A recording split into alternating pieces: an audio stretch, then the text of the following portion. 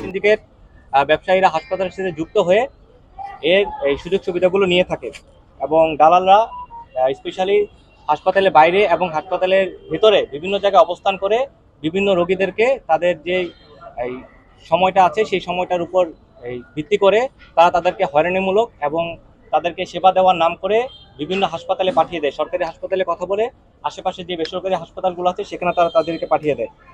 আজকে আমাদের এই বিজ্ঞ ম্যাজিস্ট্রেটের উপস্থিতিতে জেলা পুলিশের সহায়তায় আমরা র্যাব 15 একটি মোবাইল কোর্ট পরিচালনা করি এবং অভিযান পরিচালনা করি। এর সাথে আমাদের কক্সবাজার সদর হাসপাতালের যে আরএমও উনি আমাদের সাথে উপস্থিত ছিলেন। এই মোবাইল কোর্টের মাধ্যমে আমরা সর্বমোট 4 জন দালালকে আমরা ধরতে সক্ষম হই এবং তাদেরকে বিভিন্ন মেয়াদে বিজ্ঞ ম্যাজিস্ট্রেট সাজা প্রদান করেন। আপনারা আমাদের সাথে সর্বক্ষণ ছিলেন এবং দেখতে পেয়েছেন যে তারা সরকারি যে ডাক্তাররা আছেন তাদের স্লিপ ব্যবহার করে দেখেছেন আপনারা অবশ্যই এই স্লিপ ব্যবহার করে তারা নিজেরা ডাক্তারদের সাইন নকল করে সেই স্লিপগুলো রোগীদেরকে দিয়ে এবং নিজেরা সেই ফার্মেসি থেকে তারা ওষুধগুলো নিয়ে যায়। যেখানে বাংলাদেশ সরকার এই রাষ্ট্র প্রদত্ত যে সেবাটা দিয়েছে সরকারি হাসপাতালে, সেখানে লাখ লাখ টাকার ওষুধ জনগণকে দিচ্ছে দুস্থ গরিবদের মাঝে বিতরণ করার জন্য। সেটার উপর ভিত্তি করে যে অসাধু দালাল চক্ররা আছে তারা প্রতিনিয়ত এই জিনিসগুলো অপব্যবহার করে যাচ্ছে।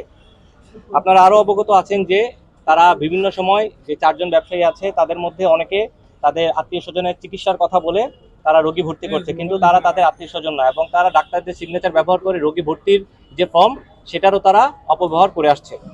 এবং আমি আপনাদের মাধ্যমে সকল স্তরের জনসাধারণ এবং যারা আছেন যারা হাসপাতালে সেবা নিতে আসেন তাদের উদ্দেশ্যে বলতে চাই যে আপনারা অবশ্যই এসে যাচাই বাছাই করে দালালদের হাত থেকে মুক্তি পাওয়ার জন্য যে সমস্ত পদক্ষেপ গ্রহণ করা দরকার আপনারা করবেন। অভিযান চলছে, আমাদের ইন্টেলিজেন্স উইং কাজ করছে এবং দালাল আমাদের 4 জন দালালকে আমরা ধরতে সক্ষম হয়েছি এবং এদেরকে বিভিন্ন মেয়াদে 4 জনকে কারাদণ্ড দেওয়া হয়েছে।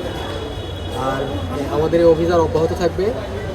আমরা হসপিটাল কর্তৃপক্ষেরও সহযোগিতা কামনা করেছি যে ভবিষ্যতে যাতে তারা এই বিষয়ে সচেতন থাকেন, সজাগ থাকেন এবং আমরা আশা করছি যে আমরা ভবিষ্যতে আরও এটা বেটার একটা পরিবেশ, সুন্দর একটা পরিবেশ পাবো। 7 দিন করে একজনকে 15 দিন আর একজনকে 21 দিনের কারাদণ্ড দেওয়া হয়েছে।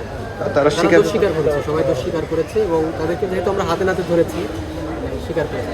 আমাদের পক্ষে আসলে সক্ষমতা নেই যে এত মানুষকে মনিটরিং করার, কারণ আমাদের আনসার নেই এখন। তারপর হচ্ছে আমাদের ওয়ার্ড বয়, মায়া মাসি এগুলোর সংকট, যে কারণে আমরা কোনোভাবেই রুগীর অ্যাটেন্ডেন্ট কন্ট্রোল করতে পারি না। দেখা গেছে একটা রুগীর সাথে 10টা মানুষ পর্যন্ত এসে বসে থাকে।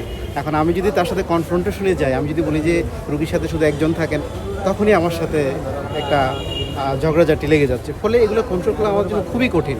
যদি গত বছর বা এর আগে যখন আনসার ছিল, পর্যাপ্ত সংখ্যক আমাদের জনবল ছিল, তখন এগুলো খুব ভালো মেনটেন করা যেত এবং তখনই কেবল আমরা পারবো এই সমস্ত দালাল চক্র বা যারা রুগীদেরকে অপব্যবহার করছে, রুগীদের অসহায়তার অপব্যবহার করছে, তাদেরকে অবশ্যই আমরা ধরতে পারতাম।